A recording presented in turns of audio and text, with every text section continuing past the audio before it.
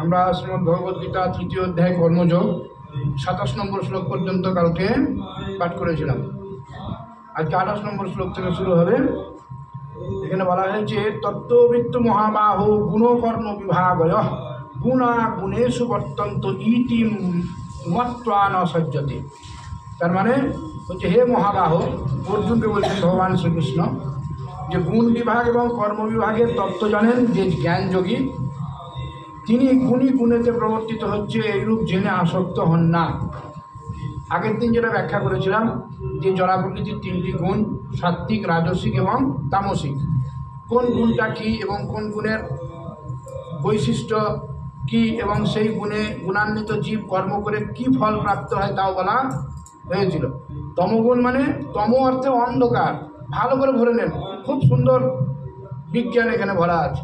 এই জড়া প্রকৃতির তিনটি গুণ, এক হচ্ছে তম, এক হচ্ছে রজ, এক হচ্ছে সত। তমগুণ, তম শব্দের অর্থ হচ্ছে অন্ধকার। অন্ধকারে যেমন কোনো কিছুকে কী করা যায় না, ঠিকঠাক নির্দিষ্ট করা যায় না যে এটা অমুক।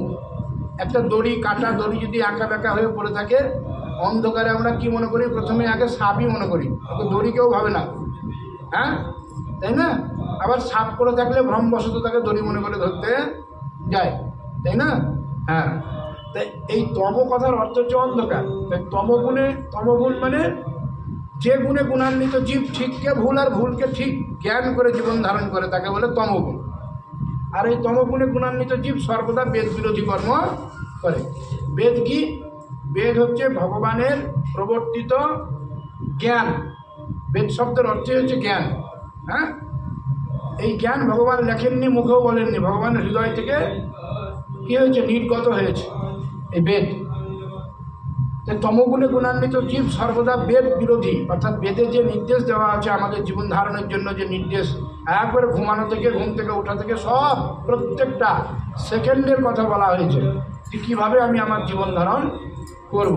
একজন ব্রাহ্মণ কীভাবে জীবন ধারণ করবে, একজন ক্ষত্রিয় কীভাবে জীবন ধারণ করবে, একজন বৈশ্য কীভাবে জীবন ধারণ করবে, একজন শূদ্র কীভাবে জীবন ধারণ করবে, হ্যাঁ, একজন ব্রহ্মচর্য আশ্রমে যে আছে সে কেমন জীবন ধারণ করবে, গৃহস্থ জীবনে মানুষ কিভাবে জীবন ধারণ করবে, হ্যাঁ, বানপ্রস্থী মানুষ কেমন জীবন ধারণ করবে, সন্ন্যাস জীবন কেমন হবে, হ্যাঁ, প্রত্যেকটা সমস্ত কিছুর পুঙ্খানুপুঙ্খ ব্যাখ্যা কর্মকাণ্ডে, বেদের কর্মকাণ্ডে বর্ণনা করা হয়েছে। তা এই তমগুণে গুণান্বিত জীব ওই বেদকে তোয়াক্কা করে না, বেদকে তোয়াক্কা করে না। এরা সর্বদা বেদ বিরোধী আচরণ, বেদে যা নিষেধ করা হয়েছে সেই নিষিদ্ধ আচরণই করে। হ্যাঁ, বেদে বলা হয়েছে মিথ্যা কথা বলবে না, ওরা মিথ্যাই বলে। হ্যাঁ, বেদে বলা হয়েছে তামসিক কোনো খাবার গ্রহণ করবে না, ওরা সেইটাই খায়। অবৈধ সঙ্গ করবে না, ওরা সেইটাই করে। অশ্লীল ভাষা উচ্চারণ করবে না, ওরা সেইটাই করে। বোঝা গেল না? তাহলে তমগুণ কি বোঝা গেল? তমগুণ হচ্ছে জড়া প্রকৃতির এমনই একটি গুণ যে গুণে গুণান্বিত জীব সর্বদা বেদ বিরোধী কর্মে লিপ্ত হয়। আর সেই কর্মে লিপ্ত হওয়ার কারণে তাদের যে ফল প্রাপ্তি হয় সেই ফল হচ্ছে নরক। ফল হচ্ছে নরক। নরক একটা আলাদা গ্রহলোক, ভগবানের তৈরি করার একটা গ্রহলোক। কেন না, এই দেহে আমরা অত্যন্ত পাপ করলে সেই পাপের ফল এই জগতে, অর্থাৎ এই ভূলোকে, এই দেহে আমরা ভোগ করতে পারবো না। এই তো হাতে পায়ের ব্যথা, মাথার ব্যথা, এটাই তো সহ্য করতে পারি না এখানে, তাই না? হ্যাঁ, আর ওখানে ভয়ঙ্কর কষ্ট প্রদান করা হয়, তার জন্য এই দেহও তা সহ্য করতে পারবে না, আর এইখানে সেই কষ্ট দেওয়ার ব্যবস্থাপনাও নাই। এইখানে যেটা আছে তাই দেখে আমাদের ত্রাহি ত্রাহি হয়, তাহলে ওখানে কি হতে পারে চিন্তা করুন। হ্যাঁ, এই ভূলোকে ওই ধরনের পাপীকে শাস্তি দেওয়ার মতন ব্যবস্থা নাই, আর এই দেহও তা ভোগ করতে পারবে না। তার জন্য তাকে কোথায় পাঠানো হয়? নরকে। সেখানে যাওয়ার পর ওই জীবাত্মাকে একটা দেহ প্রদান করা হয়। দেখতে কিন্তু এমনই, মনুষ্য দেহে তার যেমন চেহারা ছিল তেমনই চেহারা বিশিষ্ট একটি দেহ দেওয়া হয়, কিন্তু সেই দেহটার নাম হচ্ছে যাতনা দেহ। কি নাম? যাতনা দেহ। সেই দেহটা আগুনে পুড়ালেও পুড়ে না, কিন্তু পোড়ার কষ্ট অনুভব হয়। হ্যাঁ, জলে ভেজালেও কি ভেজে না, কিন্তু ভেজার কষ্ট অনুভব হয়। বোঝা গেল না? তো এইভাবে সেই যাতনার দেহ প্রদান করে তাকে নরকে কষ্ট প্রদান করা হয়। কিসে? তমগুণে গুণান্বিত জীব সর্বদা বেদ বিরোধী আচরণ করে এবং সেই আচরণের ফলে তাকে কী করতে হয়? ওই ধরনের নরক প্রাপ্ত হতে হয়। আর সাত্ত্বিক গুণে গুণান্বিত জীব, শতগুণ কি? শতগুণে গুণান্বিত জীব সর্বদা বেদ নির্দিষ্ট কর্মে লিপ্ত থাকে। বেদে যা বলা আছে, বেদে যেভাবে জীবন ধারণ করার জন্য বলা হয়েছে ঠিক সেইভাবেই সে জীবন ধারণ করে। তার ফলস্বরূপ সে স্বর্গ লাভ করে। কেন? না তো সেই পুণ্যকর্মের কারণে সে যা সুখ প্রাপ্ত হবে, সেই সুখ এ জগতে দেওয়ার মতন কোনো ব্যবস্থা নাই। এ জগতে সেই সমস্ত উপাদান নাই যে ওই পুণ্যের ফল তাকে ভোগ করাবে, এবং এই দেহ সে সুখ গ্রহণ করতে পারবে না। তার জন্য তাকে কি দেওয়া হয়? স্বর্গে পাঠানো হয় এবং সেইখানে তাকে একটা দেহ দেওয়া হয়। সেই দেহটার নাম হচ্ছে দেবদেহ। সেই দেহটার নাম দেবদেহ। তাহলে সাত্ত্বিক গুণে গুণান্বিত জীব পুণ্যকর্ম করার কারণে, বেদ নির্দিষ্ট কর্ম করার কারণে কি পায়? স্বর্গ লাভ করে এবং স্বর্গে গিয়ে দেবদেহ প্রাপ্ত হয়ে সেখানে সে অনাবিল সুখ লাভ করে।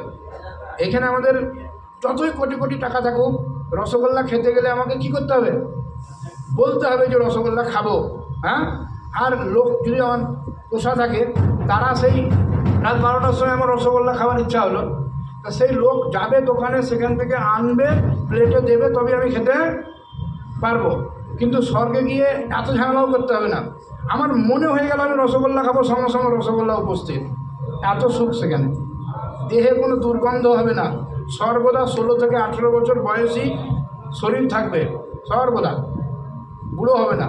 যতদিন থাকবে ততদিন ওই 16 থেকে 18 বছর বয়স পর্যন্ত তার শরীরের সমস্ত কিছু সুগন্ধ হবে শরীরে। এমন এত সুগন্ধ হবে, কোথাও একজন যদি দেবলোক থেকে এসে কেউ দাঁড়ায় এখানে, তো এখানে সবাই মোহিত হয়ে যাবে তার দেহের গন্ধে, তাই না? আর এখানে যদি একটু ছোটাছুটি করে, তার ঘামের গন্ধে টিকতে পারবে না, লোক ছুটে পালাবে নাকি? হ্যাঁ, তাই না? হ্যাঁ, তাহলে দেবদেহে কি হয়? অনাবিল সুখ প্রাপ্তি হয়। তাই সেই সুখ কিসে পাওয়া যায়? সাত্ত্বিক কর্ম করার কারণে জীব ওই সুখ পায়। তাহলে তমগুণ কি? তমগুণের কি ফল বুঝতে পারলাম। রজগুণ কি? এই শতগুণ কি? তার কি ফল সেটাও বুঝতে পারলাম। এবার রজগুণ, রজ মানে মিশ্র, তার মানে বেদ নির্দিষ্ট কর্মও করবে, আবার বেদ বিরোধী কর্ম করবে। একে বলছে রজগুণ। এইটাই বেশি আমাদের মধ্যে। এই মানুষ বেশিরভাগই রজগুণী। আর এই রজগুণটা এমনই একটি খতরনাক গুণ যে এইটা যেতে চায় না। কেন? তমগুণ তাড়াতাড়ি পালায়। হ্যাঁ,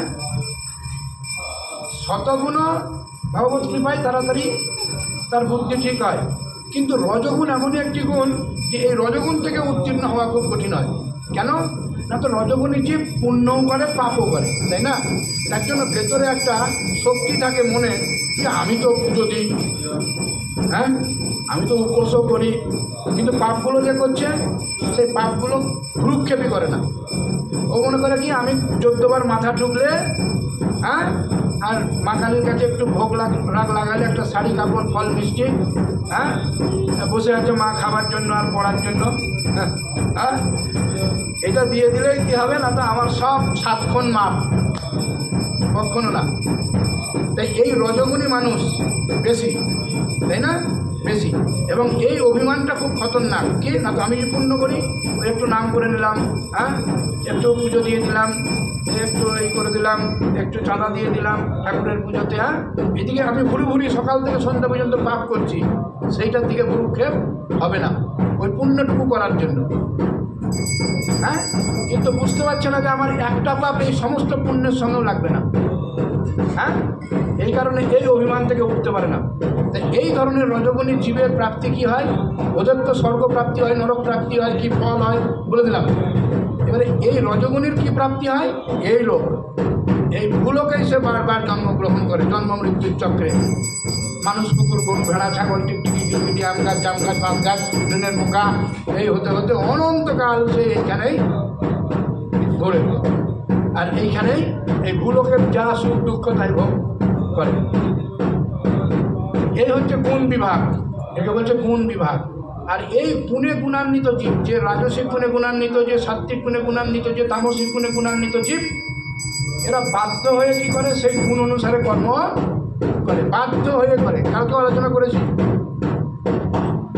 তারপর যে যিনি জানেন, যিনি জানতে পেরেছেন এই তত্ত্ব যে কোন গুণে প্রবর্তিত হয়, কোন গুণে প্রবর্তিত হয়, এই তত্ত্ব যিনি জানতে পেরে গেছেন, তাই না, তার কি তিনি কিন্তু কোনো কর্মে বা কর্মের ফলে আসক্ত হন না, কোনো কর্মে বা কর্মের ফলে তিনি আসক্ত হন না। আর যারা এই গুণ বিভাগ কর্ম বিভাগ সম্বন্ধে যাদের কোনো জ্ঞান নাই, তারা কিন্তু আসক্ত হন।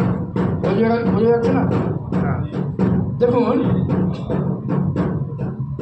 আমরা অনেক সময় অনেক কর্ম করতে গিয়ে নিজেকে রক্ষা করতে পারি। কি কারণে? জ্ঞান থাকার কারণে, যে আমার বিরুদ্ধে এই কর্মটা হয়েছে, বা একটা কুকুর আমাকে কামড়ে দিয়েছে।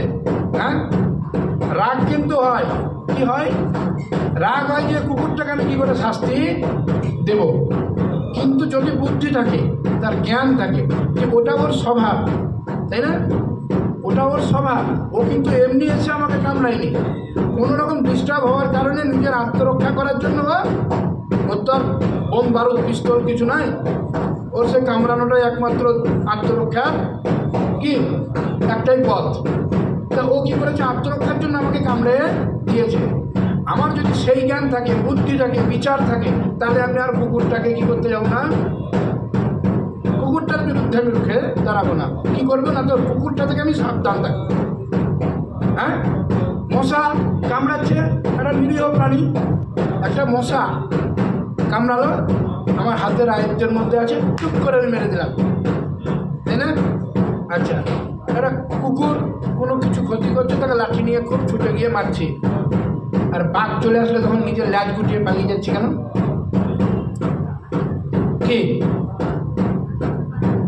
হ্যাঁ, তাহলে বাঘ চলে আসলে তো আমাকে যেতে হতো, কিন্তু আমি তখন নিজে রক্ষা, কার কাছ থেকে রক্ষা পাওয়ার চেষ্টা করছি। হ্যাঁ, এটা আমাদের জ্ঞান করতে হবে, যে নিরীহ বলে আমি তার বিরুদ্ধে যাচ্ছি, কিন্তু আমার থেকে বেশি সক্ষম হলে তখন আমি নিজের ল্যাজ গুটিয়ে নিচ্ছি, তাই না? তাই আমি বিরোধিতা না করে আমাকে কী করতে হবে, তাদের কাছ থেকে নিজেকে রক্ষা করতে হবে, সাবধান থাকতে হবে, তাই না?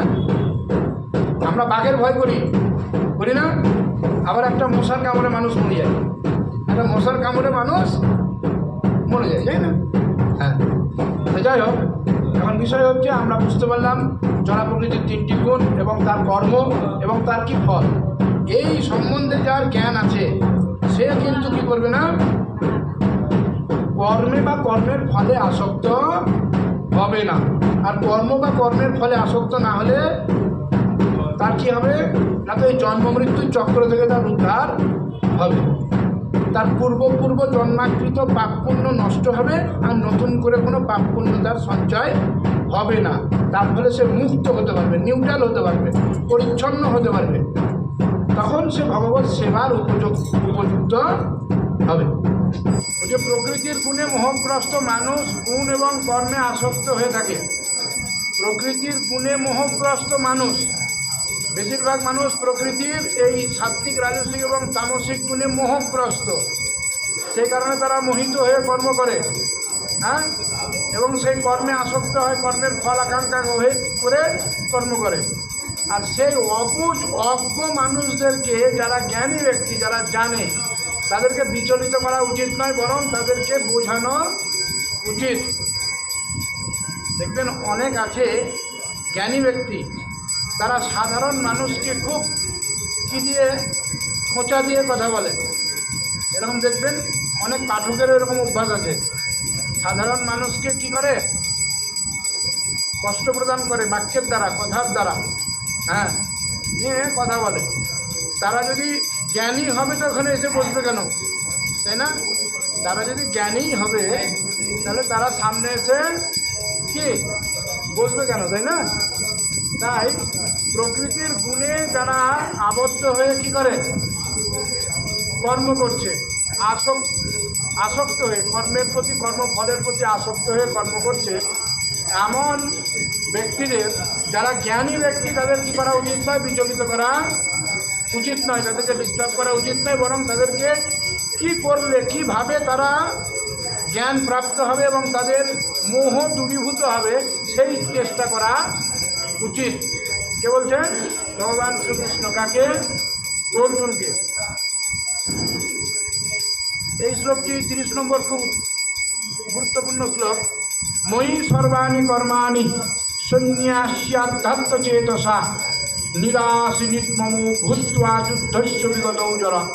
বলছে অন্তর্যামী পরমাত্মায়, অর্থাৎ আমাদের নিবেদিত চিত্তে সমস্ত কর্ম সমর্পণ করে আকাঙ্ক্ষা শূন্য, মমতা বর্জিত ও শোকতাপ রহিত হয়ে যুদ্ধ করো। কাকে বলছেন? অর্জুনকে। কি বলছেন কথাটা? বলছে অন্তর্যামী পরমাত্মায়, অর্থাৎ আমাতে। কৃষ্ণ বলছেন। পরমাত্মাকে? কৃষ্ণই তো পরমাত্মা, তাই না? তাই বলছে আমাদের নিবেদিত চিত্তে, চিত্তটাকে আমার চরণে যুক্ত করো। তোমার মনটাকে, মন বুদ্ধি অহংকার চিত্ত তুমি আমার চরণে নিবিষ্ট করো। আর কি করো? সমস্ত কর্ম করো। কেমন? তো সমস্ত কর্ম আমাকে সমর্পণ করে করো, আকাঙ্ক্ষা শূন্য হয়ে। তোমার যেন নিজস্ব কোনো আকাঙ্ক্ষা না থাকে। একমাত্র তোমার আকাঙ্ক্ষা কি হবে? না তো আমার প্রীতি। অর্থাৎ আমাদের সকলের একমাত্র আকাঙ্ক্ষা হবে কৃষ্ণ প্রীতি, অর্থাৎ কৃষ্ণ কিছু সন্তুষ্ট হবে, তাই না? তাই আকাঙ্ক্ষা শূন্য হয়ে এবং মমতা বর্জিত হয়ে। মমতা কাকে বলে? মমতা আমরা তো সবাই জানি, তাই না? মমতা মানে এই দেহ এবং দৈহিক বিষয়ের প্রতি যে আমিত্ববোধ এবং আমার বোধ, একে বলছে মমতা। এই দেহ আমি, দেহ দৈহিক বিষয় সব আমার, এই যে জ্ঞান, একে বলে মমতা, তাই না? দেখুন না, অন্যের মোবাইল হারিয়ে গেলে আমার অতটা দুঃখ হয় না, শুনে খারাপ লাগে।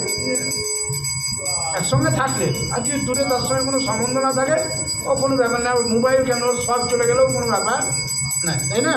কিন্তু কাছাকাছি একসঙ্গে থাকলে কারোর মোবাইল হারিয়ে গেলে একটু মনেই হয় যে বেচারি কষ্ট পাবে, কিন্তু নিজেরটা হারিয়ে গেলে হাহতাশ, তাই না? তাই না? এই যে নিজেরটা হারিয়ে গেলে যে হাহতাশ ভাব, এই যে দুঃখ শোক, কেন? কারণ ওইটার প্রতি আমার সম্বন্ধবোধ, যেটা আমার, এটা আমার। দেখুন, ওইটা আমার আগেও ছিল না, আগামী দিন থাকবেও না, কিন্তু এই যে অনুভূতি যেটা আমার, ওই মোবাইলটিকে ভোগ করার জন্য যে দেহ, সেই দেহটাই কতক্ষণ থাকবে তার কোনো গ্যারেন্টি নাই। কিন্তু এই যে মিথ্যা বস্তুতে সত্য আরোপ, একে বলছে মমতা। একে বলছে মমতা, তাই না? তাই ভগবান বলছেন আকাঙ্ক্ষা শূন্য এবং মমতা বর্জিত হয়ে, আর কি শোক তাপ রহিত হয়ে। তোমার শোক করারও প্রয়োজন নাই, হ্যাঁ, আর না পাওয়ায় তাপ করারও প্রয়োজন নাই। শোক কাকে বলে? ভোগ্যবস্তু নষ্ট হয়ে গেলে মনে যে বিকার উৎপন্ন হয় তাকে বলে শোক। কোনো একটা ভোগ্য বস্তু আমার ছিল, সেটা নষ্ট হয়ে গেছে, জানতে পেরেছি, জানতে পারার ফলে আমার হৃদয়ে একটা অনুভূতি জাগলো, হ্যাঁ, এই অনুভূতিটার নাম হচ্ছে শোক। বুঝে যাচ্ছে না? আমার কোনো একটা জিনিস খুব ভালোবাসি, জিনিসটাকে, সেইটা নষ্ট হয়ে গেছে, আমি দেখতে পাচ্ছি এই যা নষ্ট হয়ে গেছে, মানে আর ওকে ভোগ করা যাবে না। তখন ওইটা দেখে আমার মনে যে অনুভূতি, এই অনুভূতির নাম হচ্ছে শোক। তাই অর্জুনকে বলছে তোমার শোক করা প্রয়োজন নাই। অর্জুন চিন্তা করছেন যে স্বজনদের হত্যা করব, হ্যাঁ, শুধুমাত্র নিজের ইন্দ্রিয় তৃপ্তির জন্য, হ্যাঁ, নিজে ভালো খাবো, ভালো থাকবো, ভালো করবো বলে আমি আমার নিজের লোকদের কি করব? বধ করব, আমার ঠাকুরদাকে বধ করব, ভাইদের বধ করব, শালা সম্বন্ধীদের বধ করব, হ্যাঁ। অর্জুন এই চিন্তা করছে। এই চিন্তা করার কারণে তার মনে শোক উৎপন্ন হয়েছে, হ্যাঁ, শোক ও সংবিমগ্ন মানস, হ্যাঁ, শোক সংবিমগ্ন হয়ে সে কী করেছে? অস্ত্র ত্যাগ করে রথের উপরে বসে পড়েছে। কে? অর্জুন। সেই অর্জুনকে ভগবান শ্রীকৃষ্ণ বললেন তুমি অবশ্যই কর্ম করো, তার মানে আমাদেরকেও বলছেন সংসারে কর্তব্য কর্ম করতে মানা একটাও করছেন না। আমাদের যা যা কর্তব্য কর্ম বেদকে সামনে রেখে অর্থাৎ ধর্মকে সামনে রেখে কী করতে হবে, সমস্ত কর্তব্য কর্ম করতে হবে। কিন্তু সেই কর্মের প্রতি এবং ওই কর্মের ফলের প্রতি আসক্ত হলে হবে না। ওই আসক্তিই আমার দুঃখ এবং সুখের কারণ। হ্যাঁ, শুধু মনে করতে হবে যে এটা আমার কর্তব্য, এটা আমাকে করতে হবে, তাই না? আমি আমার ছেলেকে মানুষ করার সময়েই মনে করে নিতে হবে যে এই ছেলেটা আমার নয়, হ্যাঁ, আমার ছিলও না, এখনও নয়, কোনোদিন থাকবেও না। শুধু আমি বাবা, তাই আমার কর্তব্য একে কী করা, লালন পালন করা, একে সুশিক্ষা প্রদান করা, একে মানুষের মতো তৈরি করা। তাও আমার চেষ্টা থাকবে। সে যে হবে তার কোনো গ্যারান্টি নাই, কারণ সে তার অনন্তকালের স্বভাব নিয়ে জন্ম নিয়েছে। সে ডাক্তার হবে না, মাস্টার হবে না, ইঞ্জিনিয়ার হবে না, চোর হবে না, বাটপার হবে, সেটা কিন্তু তার অনন্ত জন্মের কর্ম অনুসারে সেটা নির্ধারিত। কিন্তু আমি চেষ্টা করব যাতে কী করার, যাতে একজন সামাজিক সুস্থ মানুষে পরিণত হয়, তাই না? কিন্তু সেখানে আসক্ত হলে হবে না যে এই ছেলে আমাকে পরে কী করবে, শ্রবণ কুমারের মতো ঘাড়ে করে নিয়ে গোটা পৃথিবী ঘুরে বেড়াবে, বা আমাকে খেতে দেবে, পড়তে দেবে, আমার সেবা করবে। এটা কিন্তু ভাবলে হবে না। ওই সেবার জন্য আমি কিন্তু ওইটা ভাবতে পারবো না। আমার যদি ভাগ্যে থাকে, আমি যদি সেরকম কর্ম করে আসি, তাহলে তার সেবা সে আমাকে করবে, না হলে আমাকে করবে না। কিন্তু আমার কর্তব্য কর্ম আমাকে ঠিকঠাক করে যেতে হবে। এইটাই ভগবান শিক্ষা দিচ্ছেন। কি বলছেন? না তো কী করো, না তো আমার চরণে মনোনিবেশ করে, তোমার জীবনের সমস্ত কিছুর উদ্দেশ্য হচ্ছে আমার প্রীতি। তুমি ওই যে সন্তানের সেবা করছো, মায়ের সেবা করছো, বাবার সেবা করছো, স্ত্রীর সেবা করছো, সমাজের সেবা করছো, হ্যাঁ, এই সমস্ত সেবার উদ্দেশ্য আমার সন্তুষ্টি বিধান। কেন? না তো আমি বেদে বলেছি এইগুলো তোমায় করতে হবে, তাই আমি সন্তুষ্ট হব বলে তুমি ওই কর্মগুলি করে যাবে। তার মানে আমার চরণে মন নিবিষ্ট করে, আর কি সমস্ত রকম কর্ম আমাকে সমর্পণ করে। কর্ম সমর্পণ ভগবানের, তার মানে আমি যা করছি ভগবত প্রীতির উদ্দেশ্যে, আকাঙ্ক্ষা শূন্য হয়ে, কোনো আকাঙ্ক্ষা তার পেছনে থাকবে না যে এটা করলাম তার জন্য আমি এটা পাবো, বা এইটার জন্য আমি এটা করছি, আকাঙ্ক্ষা থাকবে না। এটা যেটা আমার কর্তব্য কর্ম আমাকে করতে হবে, তাই না? আর কি মমতা বর্জিত, ওই কর্ম করতে গিয়েও যেন সেই বিষয়ের প্রতি কি না জন্মায়, মমতা না হয়, অর্থাৎ মিথ্যা বস্তুতে সত্য আরোপ যেন না হয়। কি ওই ছেলেকে সেবা করতে করতে তেল মাখাতে মাখাতে, হ্যাঁ, তার তেল মাখাতে মাখাতে তার সেবা করতে করতে যেন ওই ছেলেটি আমার এই বোধ যেন না হয়। যেমন একজন পরিচারিকা অন্যের ছেলেকে তেল মাখায়, চান করায়, খাওয়ায়, সে যতক্ষণ তার সেবা করে সে একবারও কী করে না, মনে রাখে না যে এই সন্তানটি আমার। সে জানে এটি অন্য লোকের, আমি কেবল এই কর্মটা করছি। এই কর্মের দ্বারা যদি মালিক খুশি হয় তাহলে আমাকে কিছু টাকা বেশি দেবে। কি সে কিন্তু একবারও মোহিত হয় না যে সন্তানটি আমার। কিন্তু অনেকে মোহিত হয়ে যায়, করতে করতে করতে করতে অনেক ছেলে এমনও আছে ওই পরিচারিকাকে মা বলে জানে। অনেক আছে যে আজও তাকে মা বলছে। হ্যাঁ, এমন প্রমাণ আছে আমার দেখা, যে তার শেষ দিন পর্যন্ত ওই পালিত ছেলে তাকে সব কিছু করেছে, তার নিজের ছেলে করেনি। এরকম উদাহরণ আছে আমার কাছে। হ্যাঁ, এবং রাজসিকভাবে সে থেকেছে, রাজসিকভাবে, এবং তার অন্ত্যেষ্টি ক্রিয়া পর্যন্ত দারুণভাবে হয়েছে। ওই অন্যটি ছেলেকে সে মানুষ করতে দেখতো ছোটোবেলা থেকে, এবং সে ছোটো থেকেই ওকেই মা বলে জানতো, এমন ব্যাপার ছিল। আর যে মা তাকে বর্দি বলতো, মানে বর্দি বলতো, যে ওর মামা বর্দি বলতো, তাই ও বর্দি বলতো। ও মাকে মা বলতে কোনোদিন বর্দি, আর মা বলতো ওই পরিচারিকাকে। এবং শেষ পর্যন্ত ওর ছেলেরা যখন ঠিকমতো দেখলো না, ওই ছেলে ওকে একবারে শেষ পর্যন্ত দেখেছিল, এবং অন্ত্যেষ্টি ক্রিয়া পর্যন্ত ঠিকঠাক। এই হচ্ছে ব্যাপার।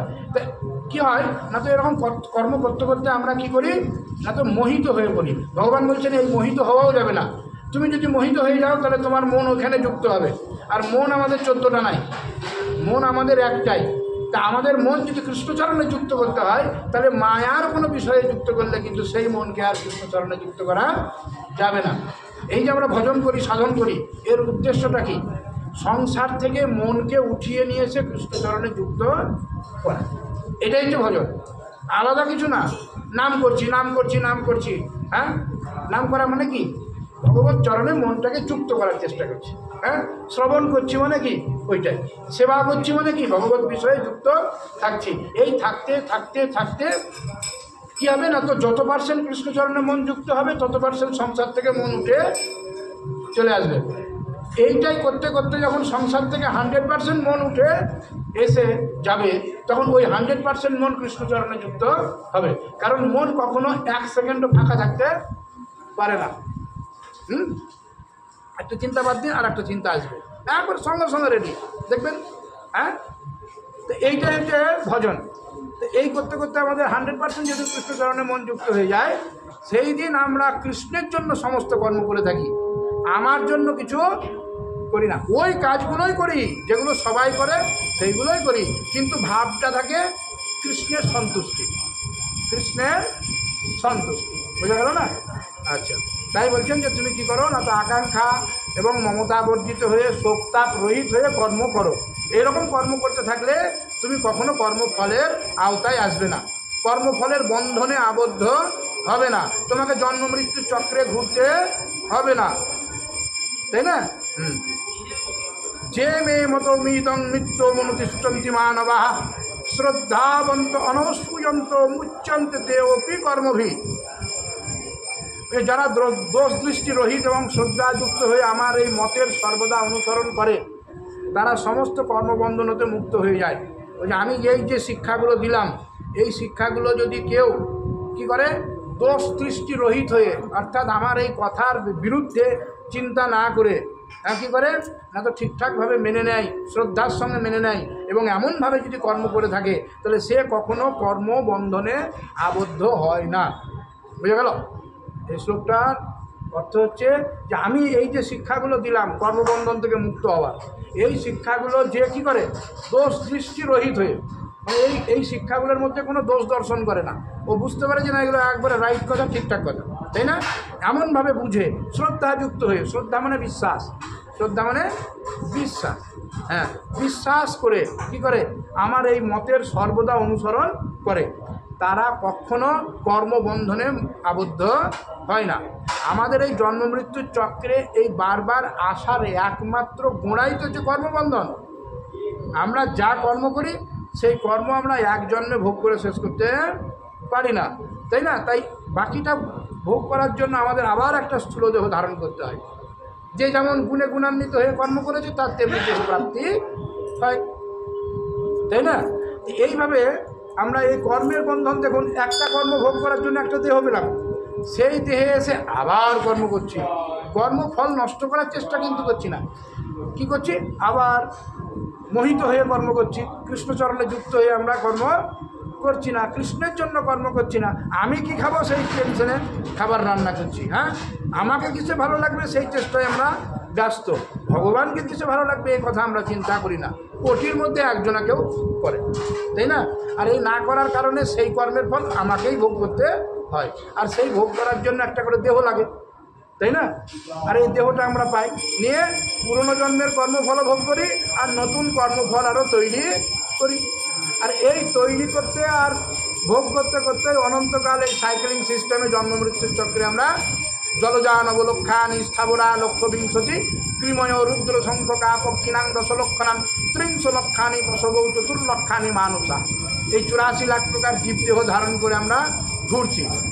কিন্তু আমরা দিব্য সুন্দর মনুষ্য দেহ পেয়ে গিয়ে মনে করছি যে এইরকমই চিরকাল আমি ছিলাম, এমনই আছি, কিন্তু আমিও ওই জাম গাছটার মতো, আম গাছটার মতো, অসত্য গাছটার মতো 100 বছর দাঁড়িয়ে থেকেছি, হ্যাঁ, জল বৃষ্টি বজ্রপাত সব সহ্য করেছি, তাই না? ওই ঘাসের মতন বহুদিন থেকেছি, আমাদেরকে মারিয়ে অনেকজন চলে গিয়েছে, ট্রেনে কতদিন লটাপটি খেয়েছি তারও ঠিক নাই, কিন্তু এই সুন্দর দেহটা পেয়ে আমরা কি মনে করছি যে এটা আমার বাপত্তি সম্পত্তি, আমি মরবো, আবার একটা মানুষ হয়ে যাবো, আবার একটা দালান পেয়ে যাব, কিন্তু তা নয়। এই ভ্রমে কেউ করবেন না। কি করুন, এই জন্মেই প্রচেষ্টা রাখুন যাতে আমাদের এই জন্ম মৃত্যুর চক্র থেকে উদ্ধার আমরা পাই। আর কি না তো কৃষ্ণ সেবা লাভ করতে পারি। তার একমাত্র পন্থা হচ্ছে কৃষ্ণের শরণাগত চিত্তে কি করা, কর্ম করে যাওয়া। নিজ নিজ কর্তব্য কর্ম থেকে কখনো ভগবান কাউকে কি করেননি, দূরীভূত করেননি, কাউকে দূরে আসতে বলেননি যে চলে যাও বনে গিয়ে বসে থাকো। বনে গেলেও আপনাকে খাবার খেতে হবে, বনে গেলেও কর্ম করতে হবে, এই দেহ রক্ষাটার জন্যও কর্ম করতে হবে। নির্বৎসর সাধু যারা সংসারে নাই, হ্যাঁ, কিছুর প্রতি আসক্তি নাই, কিন্তু তবুও তাকে দেহ নিবৃত্তির জন্য কি করতে হয়, কর্ম করতেই হবে, তাই না? একটা ফল পেরে খেলেও তো কর্ম, তাই না? হ্যাঁ, তাহলে কর্ম সকলকেই করতে হবে, কিন্তু কি করতে হবে, বেদ বিধিকে মেনে, হ্যাঁ, যথাযোগ্য বিষয় ভুঞ্জ অনাসক্ত হইয়া, ঠিকঠাক বিষয় তুমি ভোগ করো, কিন্তু আসক্ত না হয়ে ফল আকাঙ্ক্ষা পরিত্যাগ করে আসক্তি বর্জিত হয়ে কর্ম করো। সেই কর্ম করলে তোমার কর্মবন্ধনে আবদ্ধ হতে হবে না, ফলে তোমার কি হবে, ভগবত প্রাপ্তি হবে এবং এই জন্ম মৃত্যুর চক্র থেকে উদ্ধার লাভ করবে। এবারে বলছেন ভগবান যে সুয়ন্ত নানুতিষ্ঠন্তি মে মতম সর্বজ্ঞান বিমূঢ়াংস্তাং বিদ্ধি নষ্টান চেতসঃ। কিন্তু যারা আমার উপর দোষারোপ করে, যারা কি করে, আমার উপরে দোষারোপ করে, অনেকেই আছে এরকম করে, করে না?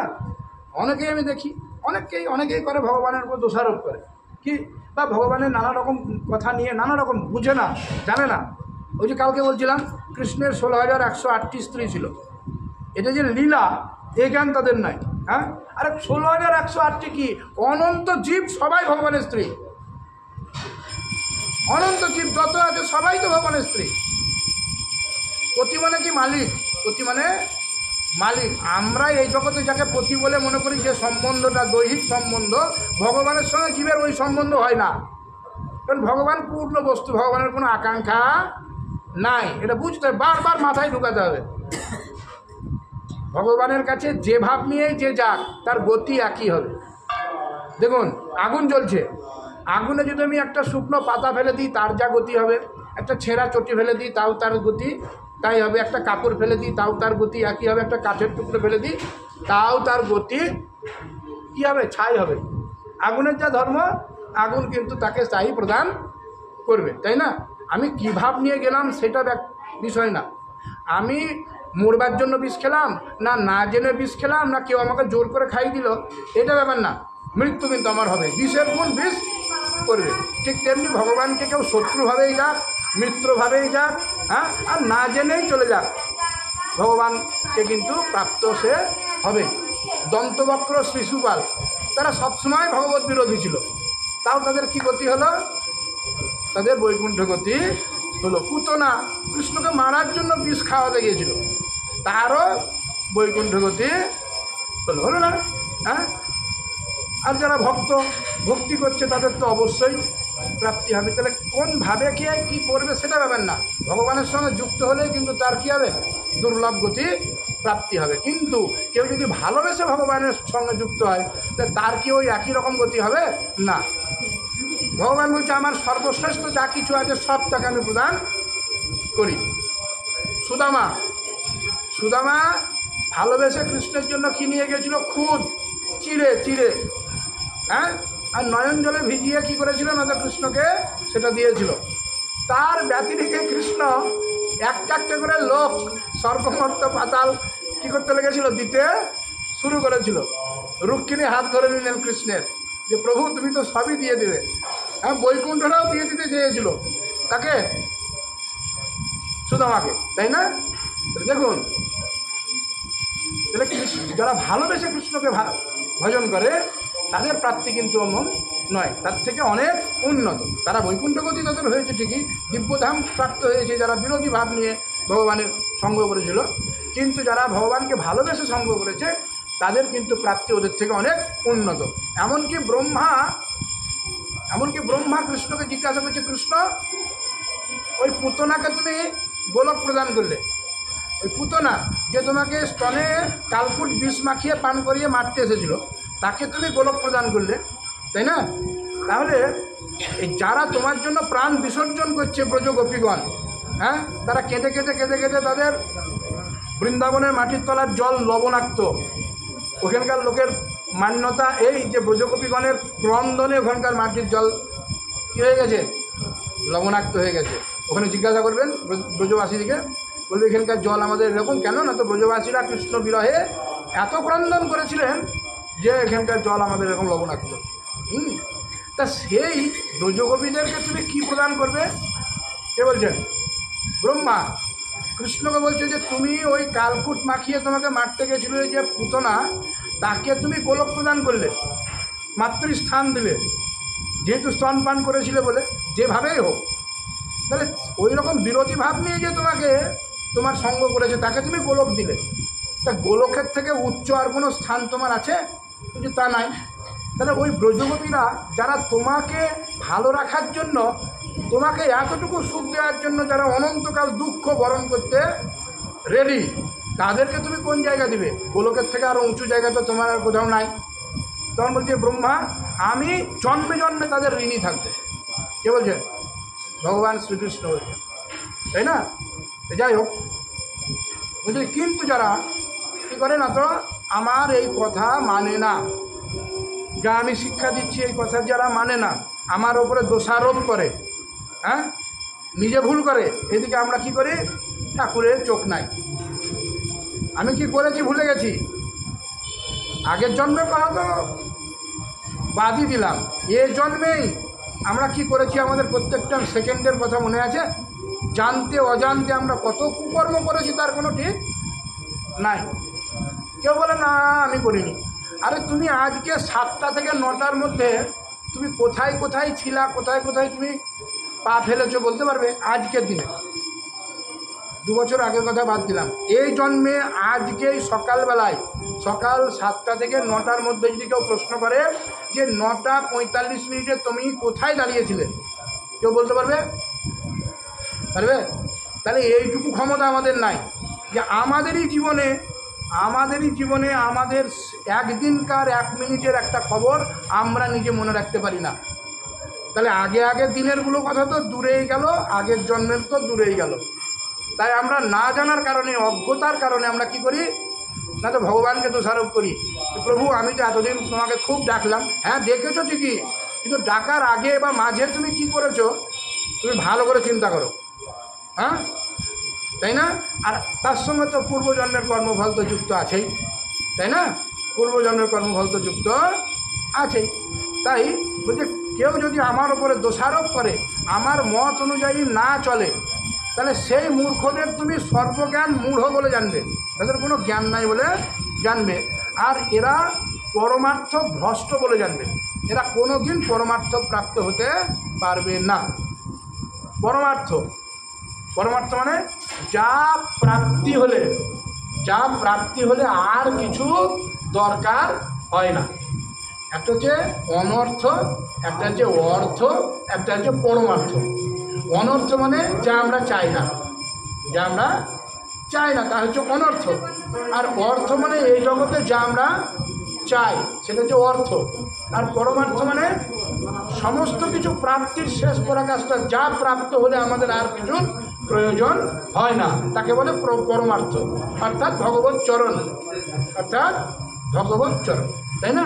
মানে ভগবানের আন্ডারে চলে যাবে, ভগবানের দৃষ্টির মধ্যে চলে আসা, হ্যাঁ, ভগবত ধাম প্রাপ্ত হওয়া। এই পরমার্থ কিন্তু সে কোনোদিন পায় না। কি করলে না, তো আমার এই কথা